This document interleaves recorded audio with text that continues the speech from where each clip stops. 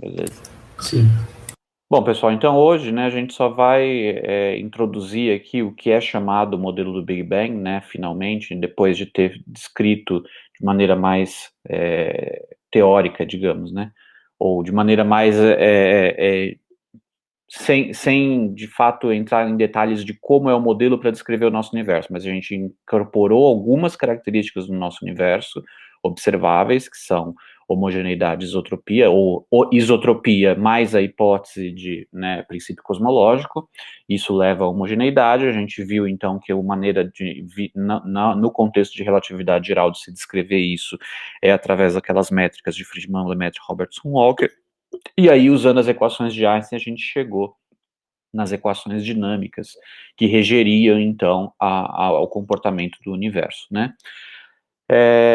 Aí a gente também resolveu, pelo menos eu deixei como exercício vocês resolverem alguns casos. Mas então vamos ver, né, o que a gente precisa para realmente agora começar a descrever, né, ou até prever um pouquinho, né, ou realmente ter algum poder preditivo sobre coisas que nós não incluímos no modelo, né, a priori, nós não colocamos a mão no modelo, como foi colocado homogeneidade e isotropia, mas vamos ver então o que a gente pode tirar agora, né, de conclusão a partir dessa imposição mais a teoria da relatividade geral, né.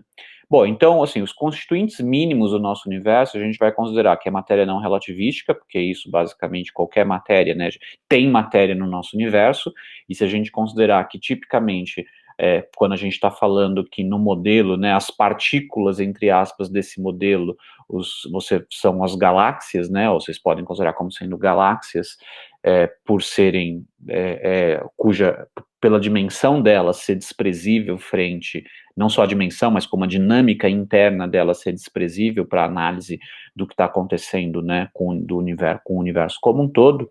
Então, né, tipicamente a gente considera que essas partículas, né, são não relativísticas, elas praticamente não interagem, né, a não ser via a gravidade global, né, que já está impressa, já codificada no espaço, na métrica do espaço-tempo, não há grande interação entre elas, exceto, né, como a gente já falou, tem aglomerados de galáxias, mas aí a gente já sairia da aproximação ou da idealização de universo homogêneo, né? A gente já estaria considerando inhomogeneidades nesse universo. Então, no regime de universo homogêneo, as partículas são as galáxias.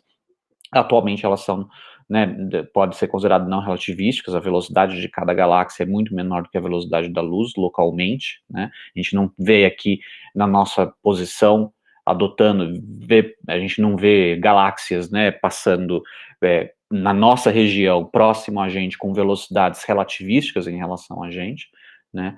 Então, a gente pode considerar que há matéria não relativística, mas também há radiação, certo? Então, mesmo que a gente desprezasse no momento radiação, o fato é, se a gente substitui, se a gente considera que o universo ele tem matéria, né, não relativística, mesmo que seja não relativística, hoje, e a gente coloca como input também que o universo hoje está em expansão, a conclusão óbvia é que no passado ele era menor, certo?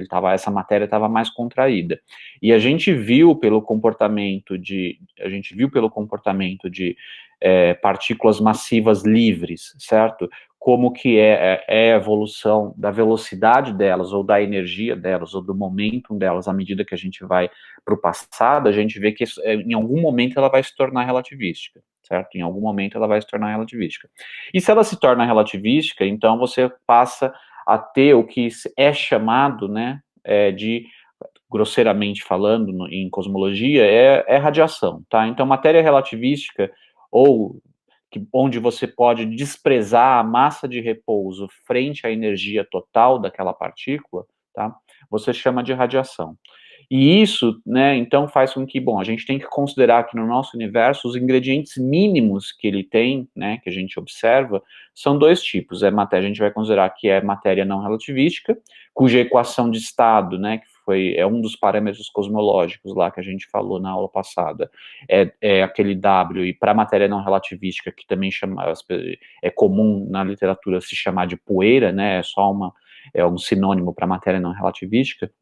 a equação de estado é zero, tá? Ou seja, praticamente não exerce pressão, a pressão é desprezível frente à densidade de energia, né, que ela tem armazenada. Nesse caso, densidade de energia total, que basicamente é a densidade de energia própria dela, né, massa de repouso vezes c quadrado, ou densidade de repouso vezes c quadrado, tá? E a pressão é desprezível frente a essa escala de energia, e portanto, então a gente pode, né, idealizar que a equação de estado é zero.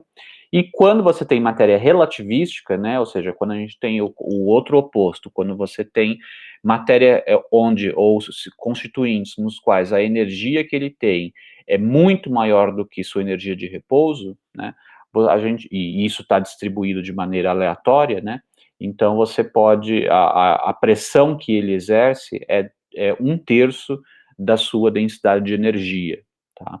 Então, a equação de estado, né, para a radiação é de um terço. E a gente vai ter uma mistura, então, desses dois. Não necessariamente essa mistura vai ser meio a meio, né, e essa mistura certamente vai evoluir. Por quê? Porque se a gente vai lá naquela equação, né, na equação de conservação, entre aspas, né, naquela, na, naquela equação que é o análogo da primeira lei da termodinâmica, e substitui, bom, primeiro, vamos colocar como uma hipótese inicial, pelo menos, inicial, tá? Isso não vai ser verdade sempre, mas só para a gente colocar o caso mais conservador possível, vamos supor que não haja migração, né, do que é matéria não relativística e do que é radiação, tá? Então, ou seja, vamos supor que o conteúdo de radiação que a gente tem hoje, se é que a gente tem algum, tá? Isso vai ser um parâmetro cosmológico, é, é, não é sempre o mesmo em termos de, não sempre o mesmo em termos de densidade de energia, mas é sempre o mesmo em termos de número de partículas, vamos supor, tá? Vamos supor que o número de partículas que a gente tem hoje constituindo radiação é o mesmo número de partículas que vai ser sempre no passado, tá? De novo, isso não é verdade, mas isso daqui é uma, digamos, uma coisa mais conservadora, tá? E a mesma coisa para a matéria não relativística. Vamos assumir que a matéria que é não relativística hoje, ela sempre vai ser não relativística, pelo menos até onde eu vou tirar as minhas conclusões aqui, tá? Bom, desse modo, isso significa o quê? Significa que a gente vai considerar um universo cujo o número mínimo de ingredientes é 2, né? São esses dois ingredientes. Eu tenho matéria não relativística e radiação misturados ali, tá? Só que eles não estão interagindo entre eles, não há troca de energia entre essas duas componentes, tá? Então, a energia, a densidade de energia em matéria não relativística vai variar meramente porque ele está num espaço-tempo que está se expandindo. A densidade de energia em radiação vai variar meramente porque está num espaço-tempo expandindo, mas não vai haver, numa primeira aproximação aqui, tá? Que, de novo, não é realista, mas é o que a gente vai considerar nesse primeiro momento, que não haja troca de energia entre essas duas componentes, tá? Bom, por que eu vou supor isso? Porque, supondo isso, fica fácil a gente resolver aquela equação de conservação, porque aí eu posso aplicar aquela equação de conservação separadamente para cada um desses ingredientes. Eu tenho aqui o ingrediente de matéria não relativística vai satisfazer aquela equação, tá, de conservação, e aí quando a gente resolve aquela equação de conservação, a gente chega nessa equação aqui, ó, nessa solução, que a maneira como o ρ de matéria não relativística depende do tempo, né? Estou subentendendo aqui. Depende do tempo. Com 1 sobre A ao cubo, o que é muito razoável, né? A gente até já tinha discutido isso, porque matéria não relativística, o único motivo pelo qual ela pode mudar a sua densidade, né, já que a matéria está sendo conservada, como a gente está colocando como hipótese, número de partículas, né, então só pode variar a densidade devido ao fato de que muda o volume no qual essa mesma quantidade de matéria está distribuída, certo? Então tem que ser proporcional a 1 sobre A ao cubo, qualquer que seja a dependência temporal do A, a dependência temporal do ρ vai ser dada por isso daqui, onde, né, então, basicamente o que está sendo, o que você tira da equação de conservação é que a ρm vezes A ao cubo é uma constante, então eu posso fixar o valor dessa constante em qualquer momento, em particular é comum a gente fixar o valor deles hoje, certo? Então esse ρm 0 a 0 ao cubo, e aí isso aqui então vira, né, se eu usar a definição de redshift, eu tenho então que a minha dependência da densidade de matéria com redshift é simplesmente dado por isso daqui, é uma constante vezes 1 mais redshift ao cubo, certo? Onde essa constante é o valor da densidade hoje de matéria não relativística, tá? Bom, se a gente linearizar, né, a gente pode lembrar lá de Lab 1, né, e aplicar um procedimento de linearização aqui nessa dependência, só para graficar melhor ela, né, e a gente tem então que o logaritmo, né, do ρ, ele é linear no logaritmo do parâmetro de escala, certo? Com um coeficiente aqui -3 no parâmetro de escala, tá? Bom, vamos ver para radiação. Se eu fizer exatamente a mesma coisa para densidade de radiação, a gente vai obter um outro resultado que a gente também já tinha discutido, né, que é bastante razoável, que é a densidade de energia em forma de radiação, ou matéria relativística, como queiram, é dada por, né, o ρ da radiação vezes a quarta é que é mantido constante. E a razão disso é, além da densidade de radiação mudar com o volume, né, além disso, quando o universo se expande, tem um fator de redshift que diminui a energia de cada partícula de radiação, né? Então, se eu pegasse a densidade de número de partículas de radiação, essa decairia com 1 sobre A ao cubo. Mas como eu estou pegando a densidade de energia, né, ainda tem uma contribuição adicional de redshift, né, e isso vai me dar, então, um fator 1 sobre A à quarta. Essa vai ser a dependência aqui. De novo, então, a gente pode expressar em termos de redshift, né, desse jeito aqui, e a gente, de novo, pode linearizar, né, dando, então, que o logaritmo da densidade de energia em forma de radiação também é linear no logaritmo do fator de escala, né, mas com um coeficiente angular aqui -4, certo? Bom, muito bem. E isso faz com que o quê, né? Se eu fosse graficar aqui o comportamento, né, da radiação e da densidade de matéria, né, não relativística, num gráfico aqui de log, né, a gente tem esse comportamento, né, tem esse cruzamento, inevitavelmente em algum lugar vai aparecer esse cruzamento que marca que, olha, se eu for muito para o futuro, ou se eu for para uma época em que o universo ele se expandiu o suficiente, ou seja, o A ficou suficientemente grande, obrigatoriamente eu vou ter uma fase na qual, mesmo que tenha os dois ingredientes, né, a matéria vai ser dominante, a densidade de energia em matéria vai ser ordens de grandeza, lembrando isso aqui é um gráfico logarítmico, né, vai ser ordens de grandeza maior do que a densidade em radiação. Por outro lado, se eu olho suficientemente, se eu olho numa fase do universo no qual ele é suficientemente pequeno, né, onde o fator de escala é suficientemente pequeno, em algum momento, então, se eu tiver os dois ingredientes, em algum momento, por menor que seja, né, a contribuição de radiação em algum momento no futuro, ou em algum momento quando o universo é maior, em algum momento essa radiação vai ser dominante à medida que o universo vai ficando menor e menor. Lembrando que na escala logarítmica, né, o A igual a zero está lá no menos infinito, certo? Então, obrigatoriamente, em algum momento, a radiação vai dominar. E hoje, né, ou isso aqui é um dado observacional, tá? Bom, e além disso, né, então vamos lá, antes de botar dados observacionais, vamos fazer o seguinte. Professor, Além disso... Oi, diga. Alguém? desculpa interromper. Claro. Só porque antes do senhor prosseguir com a matéria, não ficou muito claro para mim a questão da densidade de radiação. Porque o senhor disse que tinha a questão do redshift, mas Isso. não ficou muito claro para mim porque o fator de redshift está aparecendo em ambos. Então, Não, mas qual então, que é mas ó, exatamente a diferença? não, a diferença é o seguinte, é quantos fatores de redshift vão aparecer. Vamos pensar, na verdade, no fator de escala, tá? A densidade, imagina o seguinte, imagina que você está falando de uma densidade de número de partículas, tudo bem? Aham, E vamos certo. supor que o número total de partículas seja conservado, o número total de partículas seja conservado, que é o que a gente está assumindo tanto para a matéria quanto para a radiação, tá? Que o número Certo. total de partículas está sendo conservado, tudo bem? Bom, se você pegar que o número total é conservado, qual é a dependência, então, da densidade com o fator de escala? Tá? Bom, como o volume ele depende do fator de escala ao cubo, ele cresce proporcionalmente ao fator de escala ao cubo, e como densidade é o número que é conservado dividido pelo volume, então a densidade de número de partículas vai com 1 sobre A ao cubo, tudo bem? Uhum. Uhum. Tanto de matéria quanto de radiação, tá? Certo.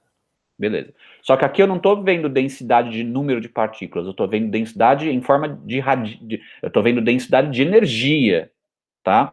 Então, o que eu tenho que fazer para obter densidade de energia? Eu tenho que pegar a densidade de número de partículas e multiplicar pela energia média que as partículas têm, certo? Certo. Só que se eu estou considerando que se eu tô já num regime aqui de matéria não relativística, tá? A energia média que as partículas têm é dada meramente pela sua massa de repouso, então não depende do redshift. Você pode expandir o universo quanto que você quiser, que a energia de repouso de uma partícula não muda, tá? Então eu estou multiplicando aquela densidade de número de partículas, eu estou multiplicando por um fator, né, pela energia de repouso, que é constante, não depende do tempo. E, portanto, aí eu vou chegar à conclusão que a densidade de energia em forma de matéria não relativística, ela só pode mudar no tempo devido ao fator do volume estar mudando, tá? Porque a Certo. energia total em forma não relativística, ela está sendo conservada.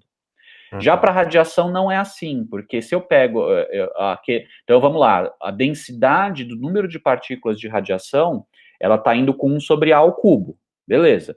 Agora, para obter a densidade de energia em forma de radiação, eu tenho que multiplicar pela energia média que cada uma dessas partículas de radiação tem.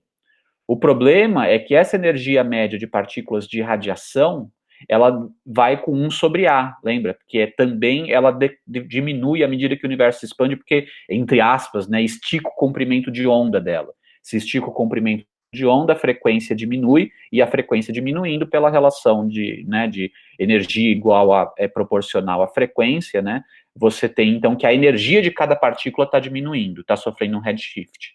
E, portanto, quando eu vou olhar, então, a densidade de energia de radiação, por que ela pode diminuir? Bom, ela pode diminuir com 1 sobre A ao cubo devido à expansão do volume, mas tem um fator 1 sobre A adicional que vem de quanto que a energia média de cada partícula de radiação está mudando. Tudo bem? Então, a explicação do porquê de 1 à quarta, né? Exato, A exatamente, porque razão do disso 1 à tudo. quarta, exato, tá? Certo. Então, uma coisa que vai com 1 sobre A ao cubo, na verdade, está descrevendo algo cujo a quantidade total, não a densidade, mas a quantidade total está sendo conservada. Agora, uma coisa que está decaindo com 1 sobre A à quarta, mesmo que eu calcule agora a quantidade total, né, de energia em radiação, que é multiplicando por 1 A ao cubo aqui, eu ainda vou ter que essa quantidade está diminuindo. Certo? Por quê? Porque está Entendi. tendo redshift no sentido de esticamento, né, do comprimento de onda. E por isso diminui a energia de cada partícula. Entendi. Legal. Tudo bem? Obrigado. Beleza. Então, muito bem. Então, aqui a gente tem, né, e aí a dependência, então, em redshift é diferente, justamente por causa disso, né, então eu tenho aqui, um vai com 1 mais z ao cubo, outro vai com 1 mais z à quarta, que quando eu coloco aqui na escala logaritmo, na fator de escala, né, eu vejo, então, que obrigatoriamente, em algum momento, a radiação vai ser dominante, tá? Bom, isso significa o quê? Bom, antes de colocar o dado observacional, isso aqui garantidamente, então, significa que, olha, se eu for suficientemente no passado, tá? A radiação vai ser energética, vai ser muito energética, porque eu vou ter bom, exatamente porque a densidade de radiação vai ser muito alta, tá? E aí a primeira coisa que a gente já percebe é o seguinte, essa idealização que a gente fez, ou aproximação, né, num primeiro momento, de que não há interação entre a matéria não relativística e a radiação, obrigatoriamente ela vai furar. Por quê? Porque a matéria não relativística, essa matéria, mesmo que a gente esteja considerando que ela é não relativística, a gente sabe que a estrutura dela é constituída por cargas elétricas, né? Que normalmente, né, numa situação de estado fundamental estaria neutralizada, né? A carga líquida seria nula, mas a gente sabe até, né, por estudos, até olhando o nosso próprio, olhando para as estrelas, né? Por exemplo, o nosso Sol, a gente sabe que se você colocar essa matéria não relativística num ambiente, né, onde tem radiação, né, muito energética, essa radiação vai começar a interagir sim com essa matéria, ionizando essa matéria, tá certo? E uma vez que ioniza essa matéria, né, isso favorece ainda mais a interação entre a radiação e a matéria. Por quê? Porque aí eu vou ter basicamente matéria, né, ionizada, né, cargas elétricas livres, e isso então é um prato cheio para você ter os fótons, né, radiação, considerando aqui que a maior parte da radiação, pelo menos, considerando que a contribuição mais importante da radiação aí seria, né, em forma de radiação eletromagnética, então a gente teria que, obrigatoriamente, em algum momento aqui, né, quando bom, não sei na verdade onde, mas o fato é, em algum momento, quando a densidade de energia em radiação ficar suficientemente alta, você não vai mais conseguir sustentar, né, essa hipótese de que a sua matéria não relativística, ela não vai interagir com a radiação. Tudo bem? Então vai ser essa hipótese inicial, né, que a gente usou, obrigatoriamente ela vai furar em algum momento à medida que você vai olhando para o passado, tá? À medida que você vai olhando para o passado. Significa o seguinte, então, é natural se supor, então, que se eu tenho um universo com 2 ingredientes, se eu for olhar suficientemente no passado, tá, eu vou ter, sim, interação entre radiação e matéria, e essa matéria, mesmo que ela possa ser considerada, e isso a gente vai ver se pode ou não, mas mesmo que eu possa continuar considerando ela como sendo matéria não relativística, eu vou ter que considerar sim que ela vai estar, né, interagindo com radiação. Tudo bem? E isso, né, bom, isso basicamente é um plasma, né, se eu matéria ionizada, né, interagindo com radiação, tá, de maneira eficiente, né, porque justamente por ela estar ionizada, é um plasma, é como se fosse, por exemplo, o Sol, certo? É a matéria que constitui o Sol. E a gente sabe que a partir daí o que acontece é, justamente pela matéria estar ionizada, os fótons, né, a radiação, não consegue se propagar em grandes distâncias, porque ela é toda hora espalhada por cargas elétricas que estão livres ali naquele material, mesmo que essas cargas elétricas sejam não relativísticas, tá? Eu não estou dizendo que a partir de algum momento aqui, mesmo, né, ou pelo menos próximo a essa junção aqui, eu não estou dizendo que até esse constituinte de matéria ele tem que ser considerado relativístico, tá? Isso vai ser verdade em algum momento, mas pode ser que seja um momento quando o A for muito, muito, muito pequeno, tá?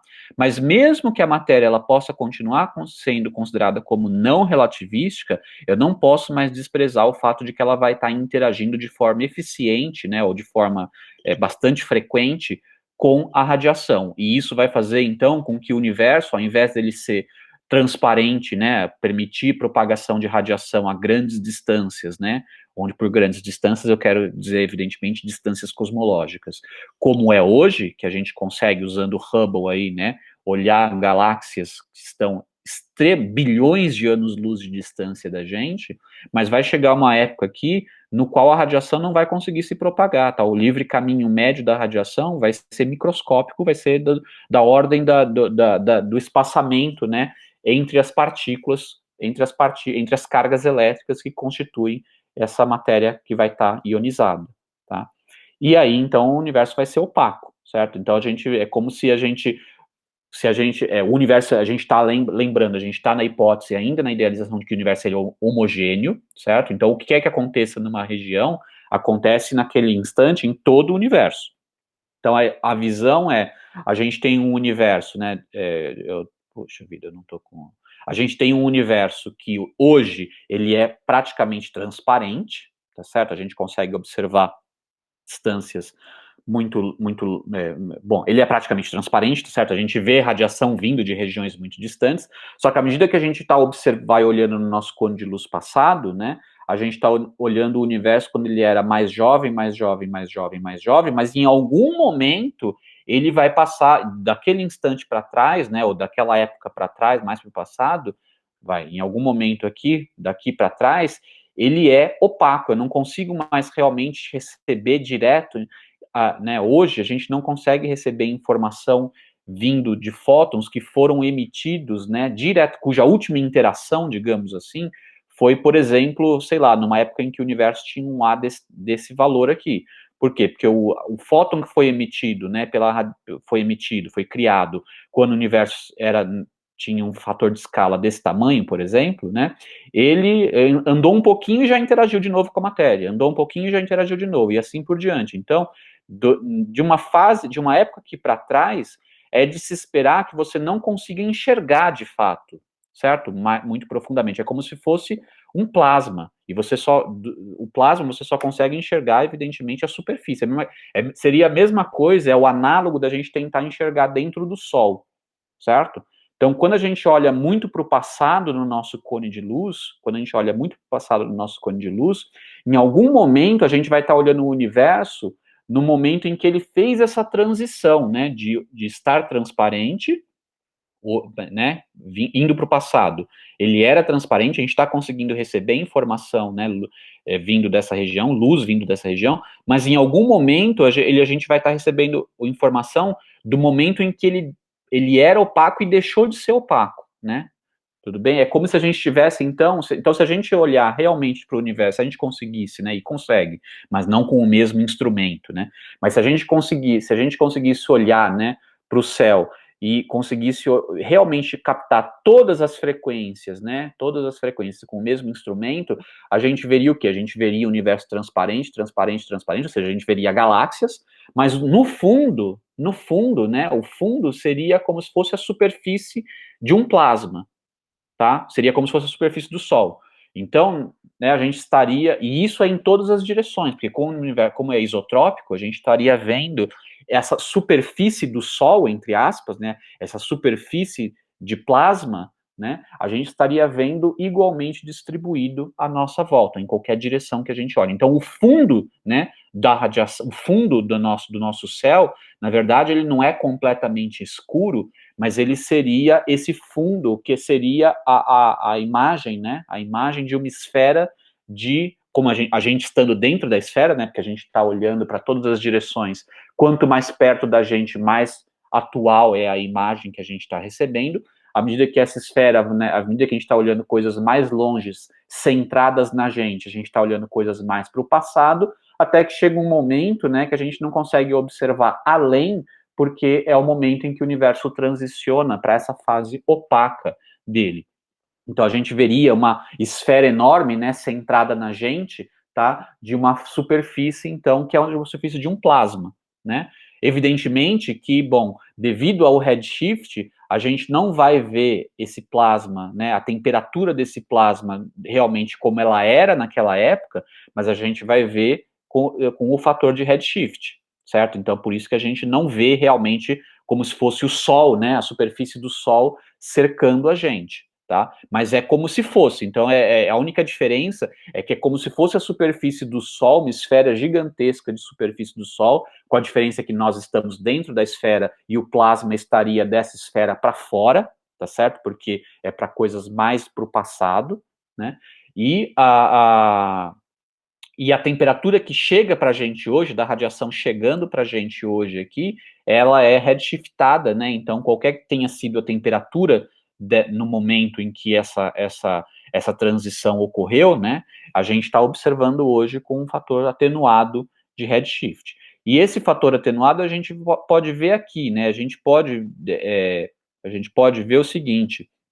Aqui eu estou colocando, né? Estou dando qual é a dependência, né, da densidade de radiação em termos da frequência, tá, para uma distribuição de corpo negro, tá, de radiação planckiana, né, espectro térmico, tá. Então, a distribuição da densidade de energia em radiação, quando a gente está com espectro térmico, ela é assim, ela não se distribui uniformemente em todas as frequências, né. Eu tenho aqui aquele espectro planckiano para frequências muito baixas, a quantidade de energia armazenada naquelas frequências é baixa também. Para frequências muito altas, tem essa exponencial aqui, que para frequências muito altas também vai dar uma contribuição baixa, né? Que é para evitar justamente a chamada catástrofe do ultravioleta, certo? Mas existe uma frequência intermediária aqui, que basicamente é uma frequência da ordem de K vezes T, né? Onde T é a temperatura, tá, e K é a constante de Boltzmann, para frequências, né, ou para energias de radiação da ordem de constante de Boltzmann vezes a temperatura, é que a gente tem o máximo, né, ou uma contribuição máxima aí para onde essa densidade de energia está mais concentrada, né, num valor de energia característica que é de frequência característica que é dado por Kt sobre H, tá? Bom, então é o espectro planckiano, né? Eu devia ter colocado aqui o espectro planckiano, seria mais fácil, mas nos textos que eu vou disponibilizar para vocês, eles vão estar lá, tá? Então essa é a maneira como essa energia de radiação, ela se distribui, não, cuidado, não no espaço ela é homogênea, tá certo? Isso aqui é como ela se distribui em frequências, né? Tá? É o espectro planckiano aqui mostrando como que é toda essa radiação, toda essa energia de radiação, ou essa densidade de energia de radiação, se distribui em diferentes frequências, certo?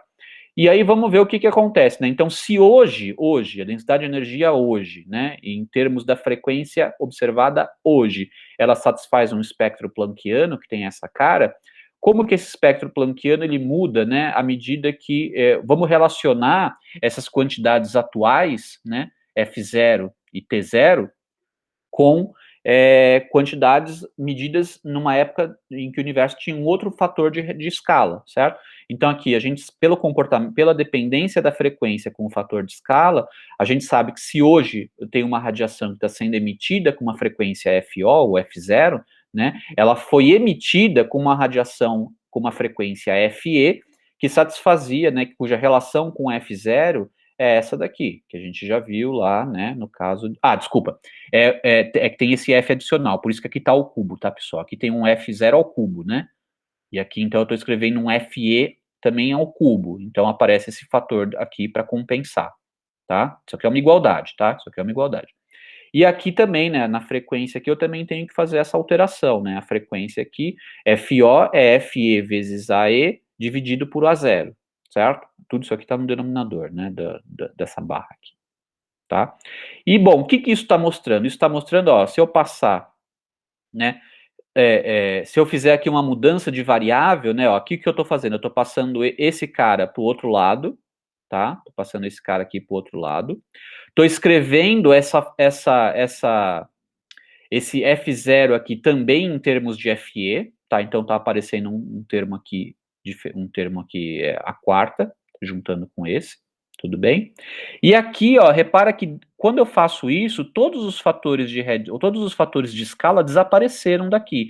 Só não desapareceram daqui de dentro, né? Que para eu fazer desaparecer daqui de dentro, basta incorporar esse fator de escala numa redefinição de temperatura, né? Numa redefinição de temperatura. E aí eu vou ter esse TE aqui. Quem é esse TE? Esse TE é o T0, A0 dividido por AE, tá? O que significa isso daqui? Significa o seguinte, ó, e olha o que aparece aqui, né? Isso aqui a gente sabe que é justamente o ROE, né? Ó, o Rho no momento de emissão do fóton, né? Ou num momento arbitrário. Se eu pegar, substituir esse AE por um A num instante arbitrário, isso daqui passa a ser a densidade de radiação, de energia de radiação, num instante arbitrário.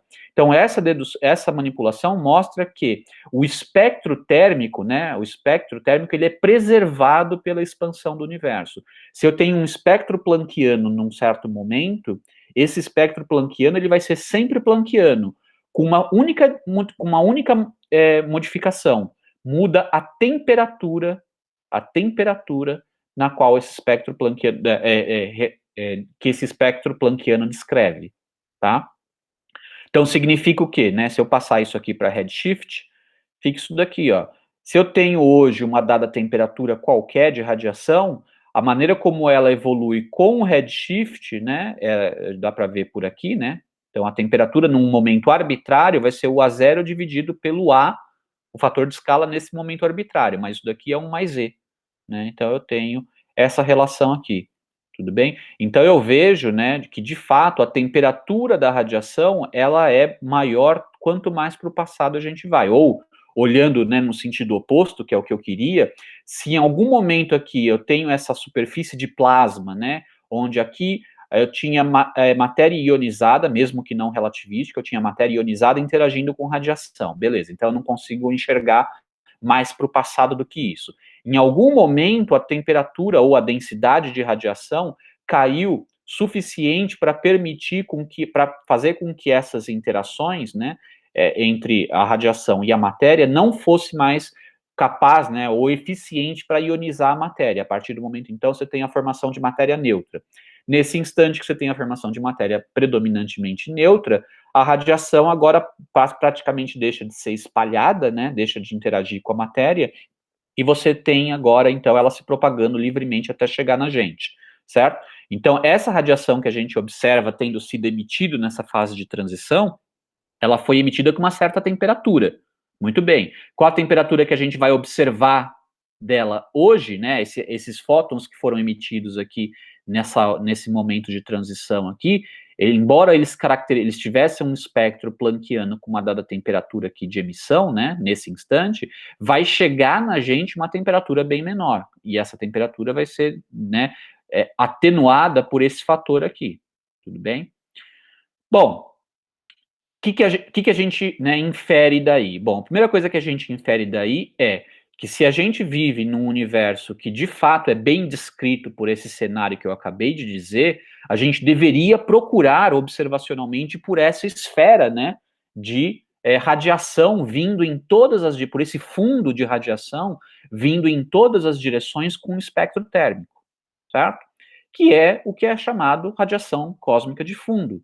E essa radiação cósmica de fundo, ela foi de fato detectada acidentalmente, né, não estava sendo procurada, embora ela já tivesse sido prevista, né, por essa argumentação que eu estou fazendo, ela já tivesse sido prevista por pessoas, né, que trabalhavam né, pelo Gamow, por exemplo, que analisava o modelo do Big Bang, levava em consideração, né, na década de 30 já, se eu não me engano, tá, fazia, né, extrapolava, né, o que a gente conhecia do universo dentro desse contexto do universo em expansão para ver o que a gente poderia tirar de conclusões a respeito de como o universo deveria ter evoluído, né? E a conclusão foi essa, que se o universo no passado ele era menor, né, o fator de escala era muito menor, e você tem conservação, né, de energia, né, ou você tem aquela equação de conservação sendo válida, obrigatoriamente, em algum momento, você tinha que o universo ele era muito quente, e sendo muito quente, ele era opaco à radiação. Então, em algum momento, se a gente olhar, né, para o passado, que significa, no nosso ponto de vista, mais distante, vai chegar uma hora que a nossa visão, né, vai bater numa parede, né, numa esfera de radiação de plasma, tá certo? Com uma temperatura que vai ter sido redshiftada. Mas a gente teria que procurar, então, por essa radiação que é isotrópica, deveria estar vindo igualmente de todas as direções, e com espectro térmico, ou seja, uma radiação térmica. Então, repara que isso é uma previsão bastante, digamos, específica, certo? A gente tem que procurar. Você não vai só ficar observando galáxias, luz de estrelas, galáxias infinitamente para o passado, né? Vai chegar um momento no passado no qual o que você vai observar, na verdade, é uma radiação térmica isotrópica, né? Bom, isso, radiação térmica e isotrópica, e a questão é descobrir, então, qual o valor dessa temperatura, né? Bom, como eu disse, né, na década de 60, essa radiação ela foi descoberta, né, de maneira acidental, tá? A história é interessante, mas eu deixo para vocês lerem depois. E a temperatura dessa radiação, de fato, foi medida como sendo, né, hoje em dia, né, não foi medida nesse valor já, mas hoje em dia a gente é dada aproximadamente por 2,7 Kelvin. Então, essa é a radiação cósmica de fundo, que se chama, né? Que ela é uma evidência em favor do modelo do Big Bang. Cuidado, isso não quer dizer que isso prova que o universo passou por um Big Bang literal, né? No sentido de que ele nasceu lá em A igual a zero de uma grande explosão. Não. Hoje em dia, quando um cosmólogo, né, quando em cosmologia se diz modelo do Big Bang, tudo o que se quer dizer é que houve uma fase do universo no qual ele era extremamente quente, tá? Extremamente quente. Não quer se dizer obrigatoriamente que o Big Bang, o instante t igual a zero, né, o A igual a zero, desculpa, tenha sido o início do universo, tá? Isso é uma questão em aberto. Se realmente houve o início lá, né, no que a gente chama de houve de fato um Big Bang, né, mais literal, no sentido de que de fato o universo começou ali em A igual a zero num certo instante no passado, ou se ele simplesmente passou por essa fase muito densa, mas há algo mais para o passado, tá? Isso é uma coisa em aberto. Isso não muda o nome do modelo. O modelo continua se chamando modelo do Big Bang, tá certo? Então, o modelo do Big Bang é o fato de que o universo passou por essa fase extremamente quente, e ela vai ser tão mais quente quanto maior o redshift, ou seja, quanto menor for o valor do A, para o qual o modelo cosmológico é válido, tá certo? Bom, a gente até pode estimar, né, qual é a idade do universo, então, na qual esse plasma, ele deve ter, até quando, né, da idade do universo, esse plasma, ele deve ter durado, né? Ou seja, quando ocorreu essa transição do universo ser opaco, ele ser preenchido uniformemente por um plasma, né, que estava resfriando à medida que o universo se expandia, e em que momento esses plasmas se resfriou o suficiente para formar átomos neutros, né, e a partir daí a radiação se desacoplar da matéria e passar a se propagar livremente até chegar na gente, tá? Então, se a gente considerar que a gente, com uma temperatura da ordem de 3.000 kelvins, a gente já consegue ionizar, né, o hidrogênio, por exemplo, que é o constituinte principal aí do universo, a gente tem um cenário como esse daqui, tá? No qual, aqui eu estou escrevendo a temperatura, tá? Aqui é hoje, certo? Então isso aqui é como se fosse, né, uma fatia, né, um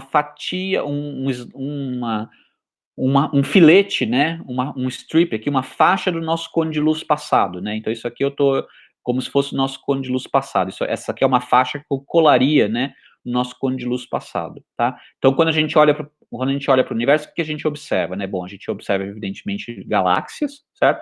Mas à medida que a gente vai observando mais e mais longe, né, no sentido de mais e mais para o passado, né, com redshifts cada vez maiores, portanto, quando o universo ele era cada vez menor, essa radiação, né, essa radiação ela vai ficando com uma temperatura maior e vai ficando mais energética, e chega um momento aqui, né, não um momento, mas é uma época, não é um instante de tempo, mas dura alguns milhares de anos, né, mas existe aqui um período no qual você tem essa transição de um universo totalmente opaco, com matéria ionizada, ou seja, plasma, tá? Universo opaco com alta densidade de matéria ionizada, e à medida que ele vai se expandindo, a temperatura vai caindo até que chega um momento que a matéria forma-se matéria neutra ao chamado desacoplamento, tá certo? Desacoplamento, que é a origem, então, da chamada radiação cósmica de fundo. O que é o desacoplamento?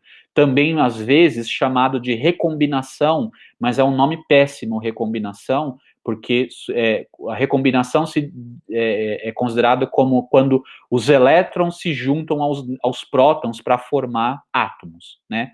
O nome recombinação é péssimo, porque sugere que elétrons e prótons já estiveram combinados antes, né?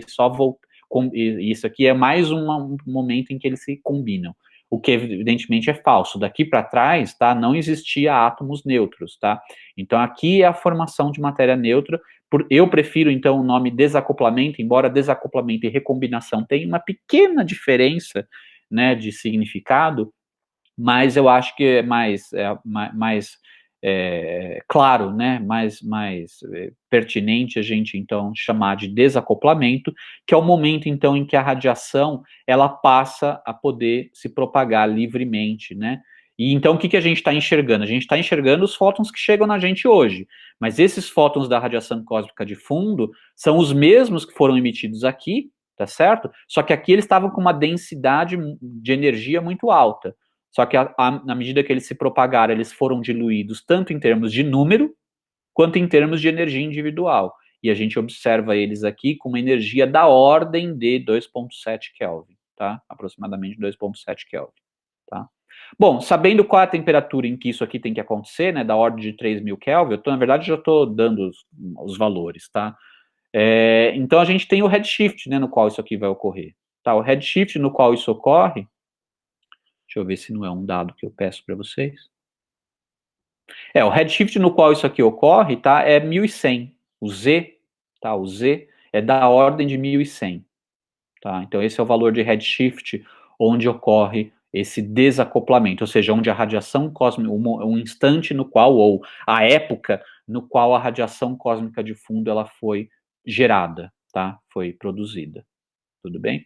Aqui a gente tem, então, só para já adiantar, né, a gente não vai entrar em muitos desses detalhes, mas repara que aqui é formado matéria neutra, tá? Matéria neutra que basicamente é hidrogênio e hélio, tá? Hidrogênio e hélio aqui, tudo bem? Por que é hidrogênio e hélio? Isso é explicado de uma fase mais anterior, tá?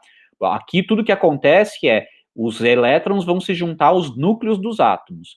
Quais são esses núcleos? Que átomos vão se formar? Evidentemente depende de quais são os núcleos, né? Quantos prótons e nêutrons eu tenho, quantos prótons, basicamente, eu tenho nos núcleos que eu já tinha formado nessa fase, tá? E por que é basicamente os prótons isolados, né? Que vão dar origem, então, a hidrogênio, e dois prótons e dois nêutrons, né? Que vão dar origem a hélio aqui. A razão disso é explicado mais para trás, no que é chamado de nucleossíntese, tá? Que a gente vai olhar, mas na próxima aula.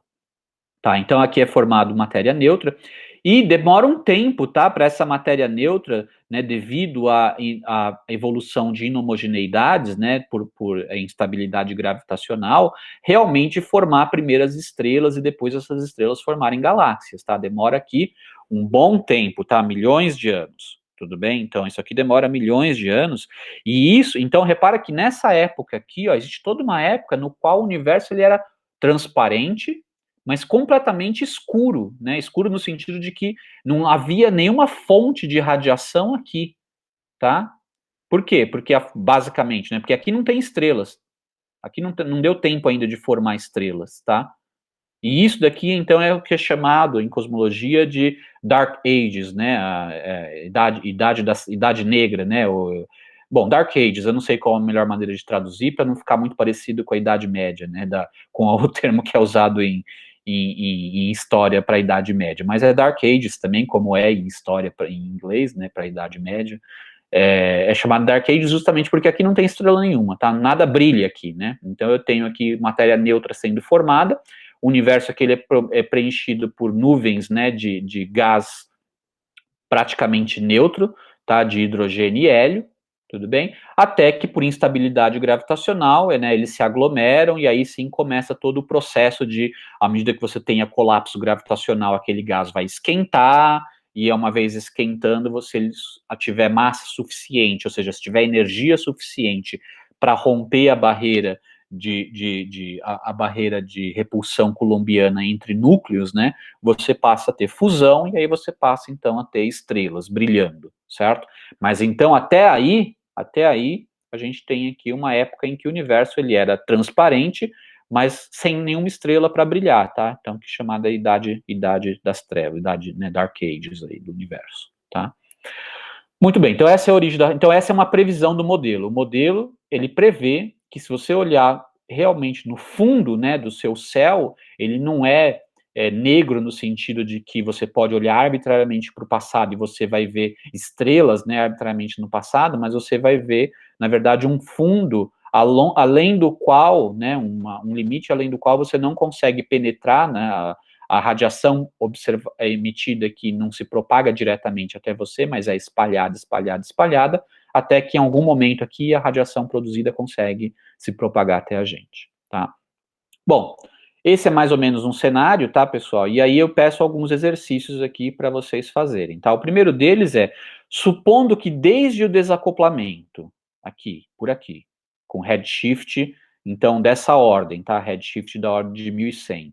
Até hoje, supondo que a dominância foi de matéria, o que eu quero dizer com dominância de matéria? Suponha um modelo no qual você pode desprezar essa quantidade aqui, tá? Porque talvez a gente estivesse por aqui, né, ó, tá? Dominado por matéria, tá? Então, pega um modelo cosmológico no qual só tem matéria, tá? É dominado por matéria. Muito bem.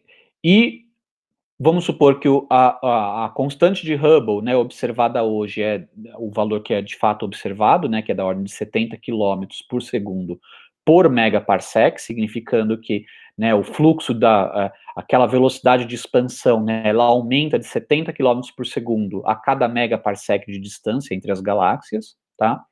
Então, esse é o valor aproximado, né, medido hoje em dia, tá, para o parâmetro de Hubble atual, ou seja, para a constante de Hubble. E aí eu peço, então, né, supondo que daqui para cá a evolução ela foi devida basicamente só à matéria, ela foi dominada pela energia de matéria não relativística, eu peço então para vocês calcularem quanto tempo decorreu desde esse desde esse instante, ou desde essa época até hoje, tá? Então, isso é o que esse exercício aqui pede, tá? Bom, o outro exercício é o complementar, né? Supondo que desde A igual a zero, que em redshift estaria lá no mais infinito, né? Porque A igual a zero vai dar redshift infinito. Então, supondo que desde A igual a zero até o desacoplamento, a dominância tenha sido de radiação, tá? A dominância tinha sido de radiação, ou seja, é uma aproximação só, tá, pessoal? É para estimar a ordem de grandeza. Então, esquece essa contribuição e supõe que dali para trás tudo é dado do desacoplamento para trás, o comportamento da densidade de energia total é a mesma da radiação, tá? Porque é dominado por radiação, tá? Então é essa parte aqui. Supondo isso, eu quero então que vocês estimem, né, qual é a idade do universo quando ele atinge aqui o desacoplamento. Então, desde A igual a zero, né, a idade medida desde A igual a zero, supondo que sempre foi dominado por radiação, até chegar a esse momento aqui. Tá? Cuidado, aqui tem que tomar um certo cuidado. Você vai ter que usar o resultado desse exercício aqui, porque repara que o meu modelo, né, o meu modelo é o seguinte: a expansão daqui do desacoplamento até hoje foi dominado por matéria. E do desacoplamento para trás foi dominado por radiação. É evidente que isso aí é só uma aproximação, certo? A transição é suave entre um e outro. Mas eu estou fazendo uma transição abrupta, né? Dominância de matéria, dominância de radiação, tá? Mas cuidado, porque a informação que eu estou provendo é uma informação medida hoje, que é a constante de Hubble atual, que é o que a gente tem para medir, tá certo? A gente tem para medir isso, constante de Hubble atual. Então, cuidado, porque você vai ter, para você poder fazer a conta, você vai ter que passar essa informação do parâmetro de Hubble de hoje para a época do desacoplamento. E para você fazer isso, você vai ter que considerar que nessa fase aqui, a dominância foi de matéria e não de radiação, tá? Então, a dominância é de matéria daqui até aqui e de radiação daqui para lá. Mas mesmo que eu queira calcular só algo que esteja se referindo, né, a essa fase dominada de radiação, que é a idade do universo, né, desde o A igual a zero até chegar aqui, tá? Apesar disso, eu estou querendo expressar o resultado em termos de uma quantidade medida hoje. E, portanto, eu vou ter que traduzir, eu vou ter que levar em consideração que desde hoje até o desacoplamento, a evolução não foi dominada por radiação, ela foi dominada por matéria, tá? Então depois eu deixo aí para vocês fazerem, a gente pode tirar dúvida depois. Finalmente, esse exercício aqui já é um passo a mais, tá? Um passo adicional que justamente tem a ver com a nucleossíntese, tá? Porque basicamente eu vou usar o mesmo argumento que eu usei aqui para dizer, olha, se o universo ficar muito quente, aquela matéria, né, que era neutra, ela não consegue mais ficar neutra porque você vai ter interação, a radiação vai ser suficiente para ionizar os átomos. Muito bem. Agora você vai aplicar a mesma lógica, mas para os núcleos, tá? Por quê? Porque a escala de energia de ligação entre nucleons, né, para formar núcleos atômicos, ou seja, entre prótons e nêutrons aí, é da ordem de 1 MeV, que é aproximadamente 10 a 6 vezes, 10 a sexta vez, né, maior do que a escala de energia de ligação dos elétrons nos átomos, tá? Então, a ordem, né, em termos de escala, tá? A escala da energia de ligação de nucleons no núcleo do átomo, né, é 10 a sexta maior do que a escala de energia de ligação dos elétrons para formar os átomos, tá? Bom, então, usando a mesma lógica aqui, você vai também chegar à conclusão que se eu pegar e for suficientemente no passado, portanto, quando a temperatura for ainda mais alta, vai chegar um momento que essa radiação ela vai ser eficiente até para ionizar, ou ionizar não, aí não é o termo, até para dissociar os núcleos, tá certo? Ou seja, impedir que núcleos atômicos existam, porque a energia da radiação ela não vai permitir com que esses núcleos se formem e fiquem lá estáveis, né? Porque toda hora vai chegar uma radiação eletromagnética e vai fotodissociar aquele núcleo, né, que poderia ter sido formado, tá? Então, com essa brincadeira aqui de ordens de grandeza, né, sabendo que a escala de energia para ligação de prótons e nêutrons, né, é 10 a sexta, da ordem de 10 a sexta maior do que a escala de energia de ligação dos elétrons nos átomos, você pode estimar primeiro qual é a temperatura, então, que a radiação, a partir da qual, né, qual a temperatura a partir da qual, então, você não consegue ter núcleos formados, né, núcleos lá existindo por um tempo muito longo, porque ele vai acabar sendo dissociado. E sabendo essa temperatura, você também pode calcular qual é a idade do universo, então, certo? E isso, então, te permite mais ou menos estimar, né, é uma estimativa, tudo bem, mas permite você estimar a partir de que idade o universo, de fato, permite a formação de núcleos atômicos, tá? Mais para o passado do que isso, a radiação ela vai ser tão energética que você não consegue, os prótons não conseguem ficar presos, né, a outros prótons e nêutrons, porque a todo momento ele é bombardeado por uma radiação suficientemente energética, né, de maneira a quebrar esse sistema ligado. Tá? Então essa é outra predição também do modelo, de que se você for ainda mais para o passado do que isso, né, do que isso daqui, que vocês vão calcular quando foi, se você for ainda mais para o passado, nem núcleos vão existir. Então, se você roda de volta a seta do tempo, né, no sentido usual, você vai ter um que se chama nucleossíntese, a síntese de núcleos atômicos, certo? E isso a gente vai ver na próxima aula. Aqui eu só estou pedindo para vocês calcularem, estimar quando que isso teria ocorrido, tá? Bom, indo ainda mais para o passado, outro exercício, tá? Indo ainda mais para o passado, a temperatura vai ficar ainda maior. E, na verdade, se eu supuser isso, né, de que eu posso considerar que a radiação, de que. Bom, na verdade, assim, repara que quanto mais próximo de A igual a zero se fica, né, maior os redshift e a temperatura cresce sem limite, né? Aqui ela cresce linearmente aqui com Z, certo? Então, não importa quanto maior for o maior valor de Z, maior vai ser a temperatura. Então, ela pode atingir, né, valores arbitrariamente grandes, desde que, evidentemente, você confie no modelo e de que a radiação já estava presente naquela época, tá? Isso a gente vai ver também depois. Mas também a gente é sabido, né, é sabido pela teoria de física de partículas que a gente tem hoje muito bem testada no LHC, nosso entendimento das interações, tanto eletromagnética como nuclear fraca, tá, a interação nuclear fraca, responsável pelo decaimento do nêutron, né, decaimento beta, tá, ela é tal que para temperaturas muito elevadas, ou seja, superiores à chamada escala eletrofraca, tá, qual é a escala eletrofraca? A escala de temperatura referente à energia da ordem de centenas de GeVs, tá? Centenas de gigaelectronvolts, ou seja, fração de TeVs, tá? Que são atingidas no LHC. Por isso que é uma escala de energia na qual a gente tem as teorias sendo bem testadas, tá? Elas são bem testadas. Então a gente confia na nossa teoria de física de partículas até essas temperaturas com certeza. Tudo bem? Isso significa o seguinte: a gente sabe o funcionamento da física, né, da natureza, até essas escalas de temperatura. A pergunta é: essa escala de temperatura ocorreu quando no universo? Tá? Ela ocorreu quando? Na verdade, a gente sabe até mais, né? Essa é a escala de temperatura, na verdade, onde ocorre a transição, né, para chamar da teoria eletrofraca, onde ela descreve a interação eletromagnética e nuclear de maneira unificada. Elas são, está na fase onde elas são muito parecidas, tá? Onde essas duas interações elas são muito parecidas. E para temperaturas abaixo dessa temperatura eletrofraca, você tem a separação, né, esse comportamento bastante diferente entre eletromagnetismo e interações fracas. Então, para temperaturas maiores, né, do que essa temperatura, você tem eletromagnetismo e interações fracas, na verdade, sendo descritas por uma única teoria unificada, que é a teoria eletrofraca.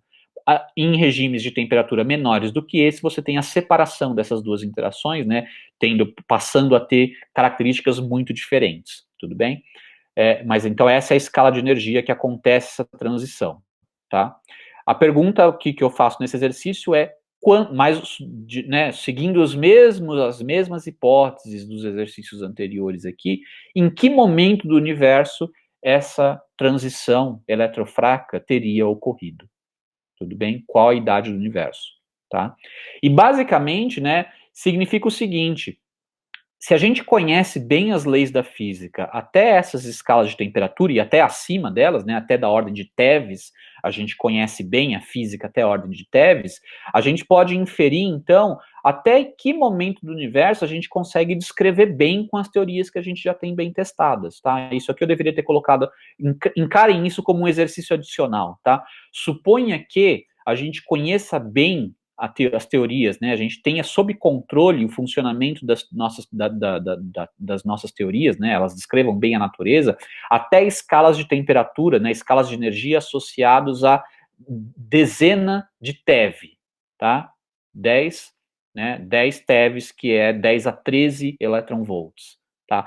Supondo isso, até que momento do universo, então, será que a gente consegue explicar bem, tá certo? A gente consegue descrever bem, sabendo a temperatura do universo, e aí, então, usando a teoria que a gente já testou hoje nos nossos laboratórios, naquelas escalas de energia, e, portanto, a gente pode dizer, né, que a gente compreende bem essa fase do universo, tá?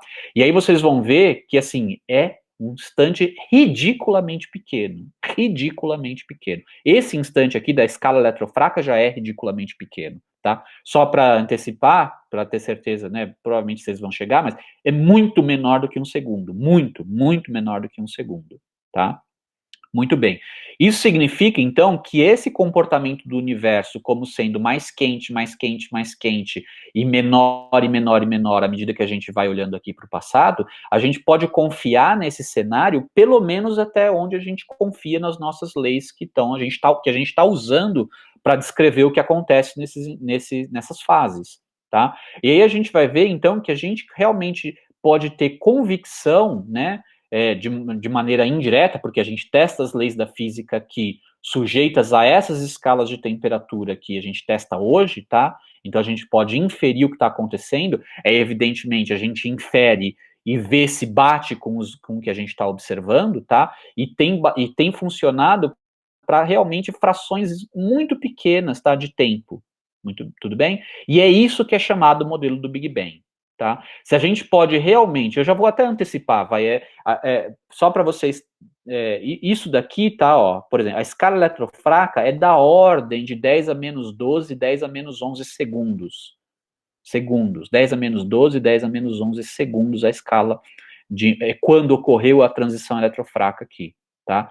Então, como aqui a gente confia, né, até mais, tá, na escala de energia, a gente consegue ir até mais longe, né, até 10 TeVs, vamos supor, só para dar um número, né? Significa que a gente pode confiar nessa descrição do universo, né, até instantes para o passado, no qual, se a gente considerasse que ele de fato foi dominado por radiação, né, e começou em A igual a zero, ele teria uma idade de menos do que 10 elevado a menos 12 segundos, a partir do momento, esse seria o momento a partir do qual a gente saberia descrever a sua evolução, tá?